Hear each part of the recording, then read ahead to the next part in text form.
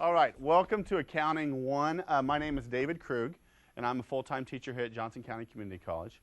And I have been here, this is my 6th year as a full-time, and I was taught as a part-time adjunct before that. I've taught Accounting 1 many, many times, okay? This is my favorite class to teach. It's my favorite class to teach because sometimes in Accounting 2 or in managerial, I always ask, how was your Accounting 1 experience? And sometimes it wasn't very good or whatever, and we have to kind of make up for that. But we're all right at the beginning here, right? So I get a chance for fresh accounting students, which I like. And this is always a fun class to teach anyway, okay? Now, this class period is an important one. Although we're not going to get into a lot of content of the class, we're going to talk about some classroom stuff that will be important. So obviously I'm talking to people at home that are taking this class in an online manner as well. So what I want you to do is take a look at your syllabus. And for those people online, I have emailed this to you. And I'm going to go ahead and put one up on the screen. I don't know that you don't need to keep the camera rolling on this so much, but just so you kind of know what we're looking at here. But I will email this to you for you folks at home. Okay, there is my name on first page, David Krug. My office is in 257F in OCB, okay? No matter if you're a student here live or a student at home, please come by and talk to me. I want to help you with the class, however you need. You folks know my office hours. For you folks at home, I will email you my office hours because they will obviously change each semester, okay? The textbook that you need for this class is this one right here. Kind of looks like this, okay? Everybody have that guy playing soccer on the front? Okay. Now, it's a brand new book as far as Fall 09, right? But they charge you a lot for that book? Does somebody have that book and it's unwrapped by chance? Do you have it? Can I grab it real quick? Because my book is kind of thin, which is a little different than your book. Let me see yours real quick. Yours is probably a thick book like this. Is that correct?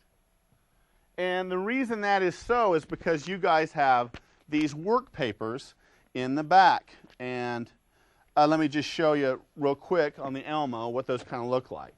These are the work papers in the back of the book that are very, very helpful when you do your homework. For instance, this one is for exercise 8.6 in chapter 8. So when I assign homework, you don't have to, but I think it will be helpful to you to look to see if there is a work paper in regards to that homework problem. Okay? Won't make too much of a difference for the first chapter, but from the second chapter on, I think your homework will be a lot easier if you use those work papers. Does that make sense? Okay? So this is a big, expensive book. Keep everything that you get with it. They give you a whole bunch of stuff, don't they? One thing that you probably got is the homework software manager. Is that correct? We're not going to talk about that today. We'll talk about that probably in the next period or maybe the one after that. But we will talk about the use of the homework software manager. It's kind of a website where you can do some homework. Okay? You can read the course objectives if you would. I know there's a lot of different reasons people have for taking this class.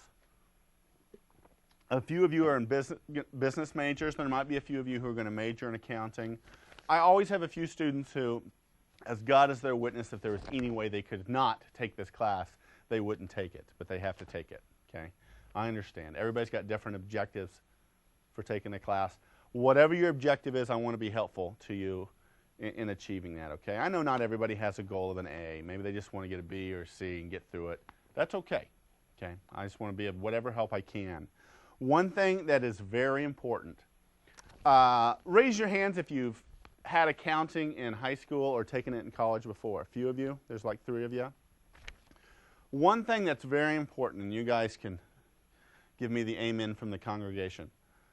It's a building block course, isn't it? If you don't understand chapter 1 and 2, 3 and 4 are going to be really tough, okay? So we're at this beautiful time right now where nobody's behind, okay? Work really hard to stay up with the class, okay? Don't get too behind. This is not the sort of class that you can cram the night before, okay? It's like getting a suntan. You don't want to try to get it all in one day. You want it a little bit every day, correct? So stay up. Have your homework done before you come to class, okay? Biggest mistake people make is they don't have their homework done and they just watch me do it. And they think there's some learning going on, okay? Now, I can watch Tiger Woods play golf, right? And I can kind of understand what he's doing. Oh, he's swinging and he does that and ball goes 400 yards. Yeah, that's a whole different thing to watch somebody and kind of understand what they're doing versus being able to do it yourself, right? But I always have students who don't do their homework. They watch me. They feel pretty good about their understanding. And then when it comes to the test time, they're going, ooh, maybe I don't know this as well as I thought. Okay? So do your homework before class. Attendance is important, okay? For you folks at home, try not to skip these lectures. Have your homework done before you watch the lecture, okay? Have your homework done. In regards to tests, I've already talked to you all about your tests. For you folks at home, I'm going to email you how we're going to be doing tests in this class. That's very important, but just watch for an email in regards to that, okay? Let's skip to a few pages back. Regarding contacting me, the best way to talk to me is via email or face-to-face, okay?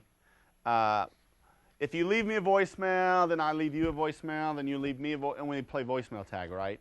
So the best way is to email me or talk to me face-to-face, okay?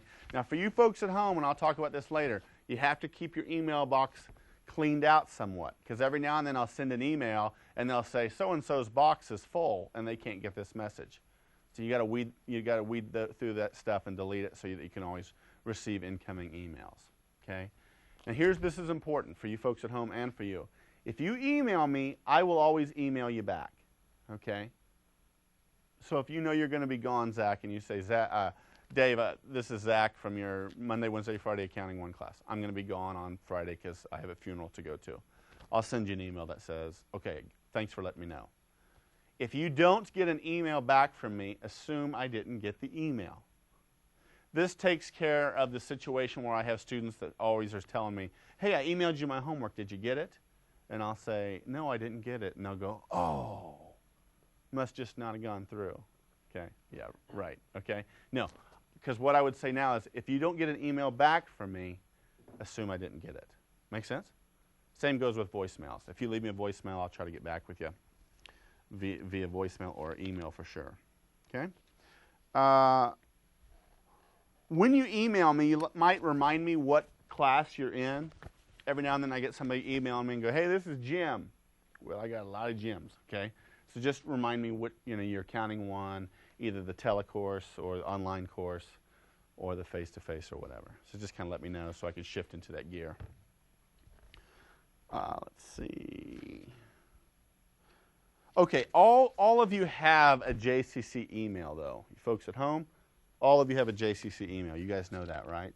And we'll talk a little bit more about that, but you need to check that. That's the way I communicate with you, whether you're here or whether you're there, okay? That's the way I communicate with you, okay? A few things. Let me hop over to the approximate summary of the point breakdown. You can kind of see that right there just to kind of let you know where we're at. I used to try to give you real specific dates on what day we would do what, and we'll be on this chapter on this certain date.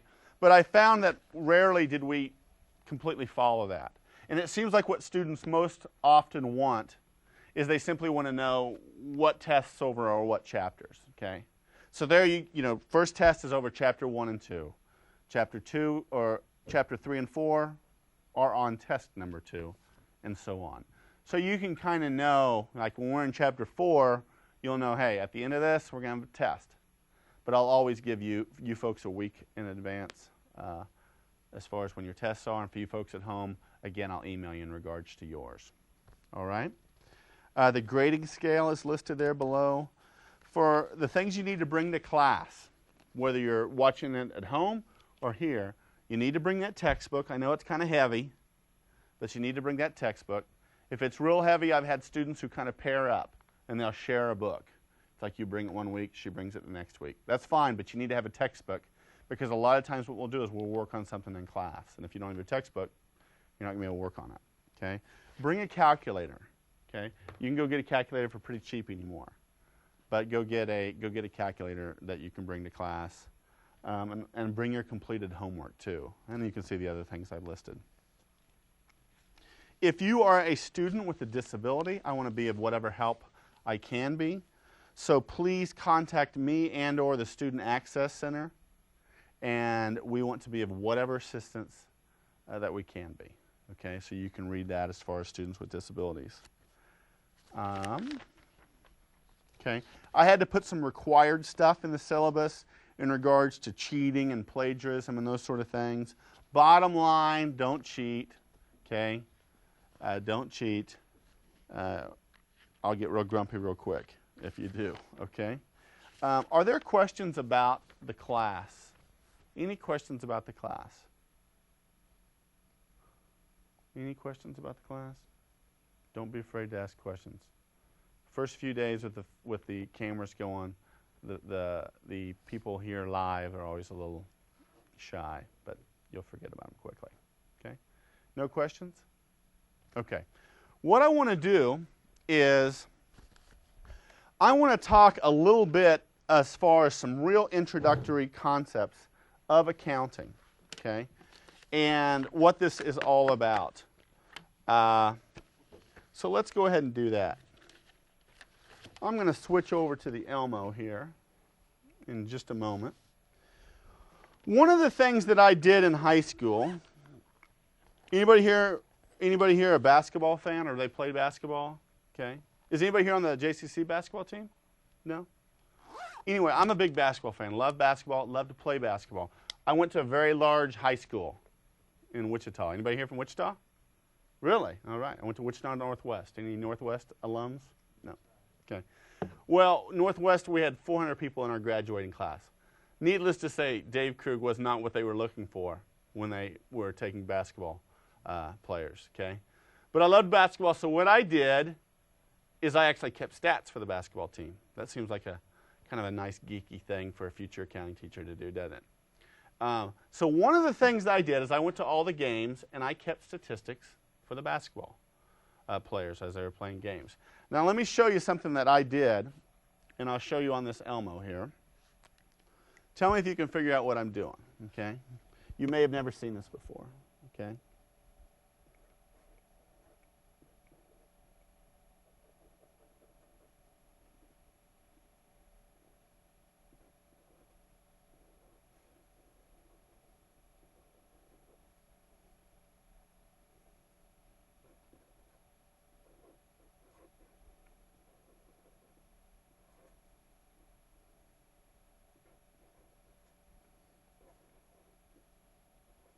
Okay, anybody know what I'm doing? Not too many people ever figure this out.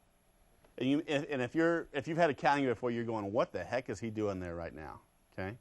Anybody want to make a guess at what I was doing in regards to basketball statistics? Yeah. When a basketball player would shoot the ball, if he missed it, and then... Okay, very good. Very good. You're almost dead on. The only qualification I'll make is shooting free throws. You with me? Okay, shooting free throws, but you're on. That's good because most people don't ever get it. What I would do is this, is during the game, let's say player number 12 went to the line for 2 free throw shots, okay? If you're not familiar with basketball, that's when everybody stops. You go to the line, you take a deep breath, and you take your free throws, right? Okay, what this would mean, this notation, going back to the Elmo, is number 12 went to the line for 2 shots. He made the first one, so I colored in that circle, and then he missed the second one. You with me? Now, a little later, then number 15 player went to the line for 2 shots and made both of them, so I colored in both those circles, all right? What about this one? Anybody want to wager what number 13, what that situation was? Yeah. It was a 1-and-1. A 1-and-1. Do you know what a 1-and-1 is? That's at a certain point where you get fouled and if you make the first free throw, you get a second free throw attempt. But if you miss it, you don't get a second one, okay? So in this instance, number 13 went to the line for 1-and-1, made the first one, then missed the second one. Here's what it would look like if somebody went to the line for a 1-and-1 and they missed the first one. Okay? All right? And then what about this one right here, number 15? And one. That's like if you make your basket, but you get fouled, so you get to go for a free throw line and take free throw for maybe 1 extra point. You with me? Now, why do I tell you all this? And what does this have to do with accounting? Well, I will answer that question. Okay, I would keep these stats during the basketball game. Now, the next day I would go to school and I would find the coach of the basketball team. And do you think this is what I gave him? I said, Coach, here's what you want. That's not it, is it? What do you think he wanted in regards to this? Numbers. He wanted some sort of report. And I kind of made just a sample report of what I would show him, and you can show that on the Elmo real quick. But what I would do is this is like a free throw report for Northwest, that's the school I went to, versus Southeast, and then the date the game was. And then I would have the different players and their names. You might have their numbers over here too. I would have the free throws they attempted, and then the free throws they made. For instance, Smith went to the line 10 times. He made 4 of them, so he shot 40%. Okay? Bird went to the line 6 times, made 3, hit 50%. Jones, he went to the line 10 times. He hit 8 of them. He shot 80%, and then I might give the total. Okay? But this is what the coach wanted, right? Not that. Correct? Now, here is the reason that I go through this. Have you ever heard in accounting that we make journal entries? Have you ever heard that concept? Well, we do make journal entries, and if you don't understand what that is right now, don't worry one bit. But I want you to understand that the main goal of accounting is not to make journal entries.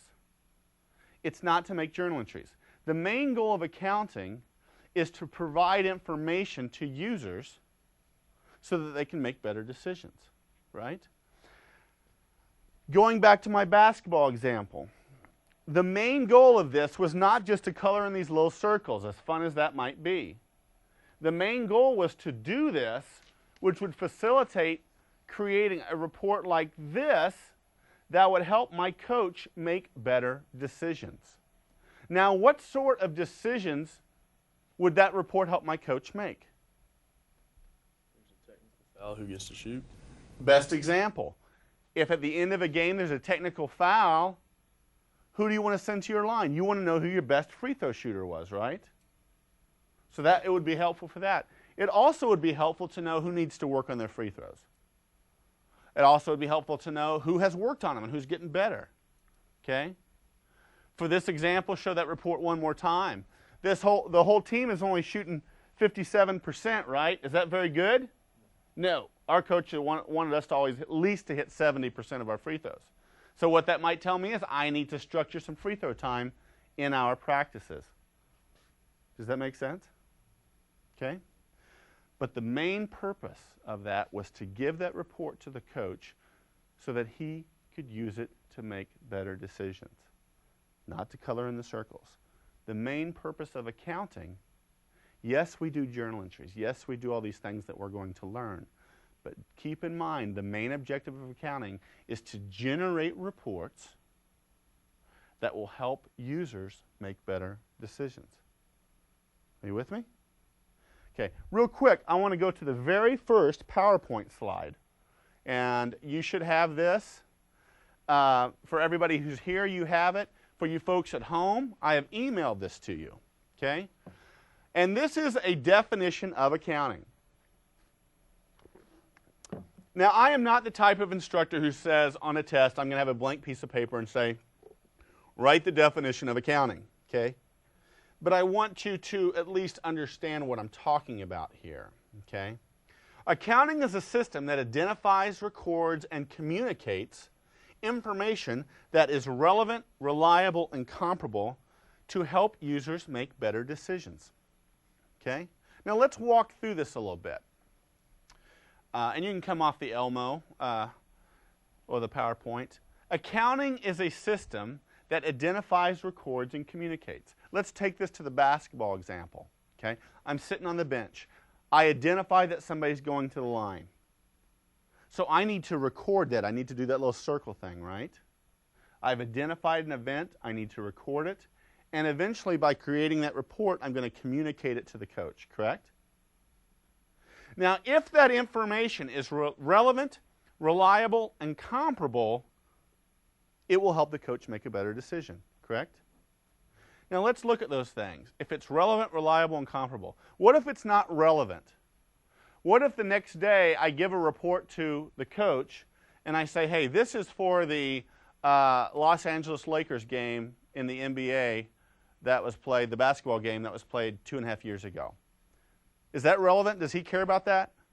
He doesn't care about that. Unless he's a Lakers fan. But still, it's not going to really help him make a better decision in regards to his team, right? Okay? So it's got to be relevant. If it's not relevant, it's not going to help them make better decisions. It has to be reliable. What do I mean by that? Well, what if I gave that coach the report and I said, I'm going to be honest with you. I was pretty hungover during the game last night. I fell asleep a few times. I had to leave a few times to go to the restroom. I don't really know how reliable this information is, but here you go. Is that going to be helpful to the coach to make decisions? No. It has to be relevant and it has to be reliable. What does that mean? It has to also be comparable. It has to be comparable. What I'm telling you is it needs to be comparable to the way that we have kept track of things in the past. There needs to be a set of rules that we follow. Because if it's inconsistent, it's not going to help him at all or help users at all, correct? For instance, let's say I decided, hey, coach, usually we count a free throw as being made if it goes through the rim, it goes through the hoop. This time I counted it as a free throw made if it just even hit the rim or hit the backboard at all. Well, I've changed the rules of what a free throw made is, haven't I? And it's no longer comparable to the way we've done this in the past. So is it useful? No. Okay? Back to that definition again on the PowerPoint. Accounting is the same way. Accounting is a system that identifies, records, and communicates information. This time it's going to be transactions like purchasing land or taking out a loan or selling to a customer or buying a new computer. And we're going to record these things, and eventually through reports we're going to communicate those to our readers. Okay? If that information is relevant, reliable, and comparable, then it will help our users make better decisions. Okay? All right. We're going to do a couple more things real quickly in this class period, and then we'll be done.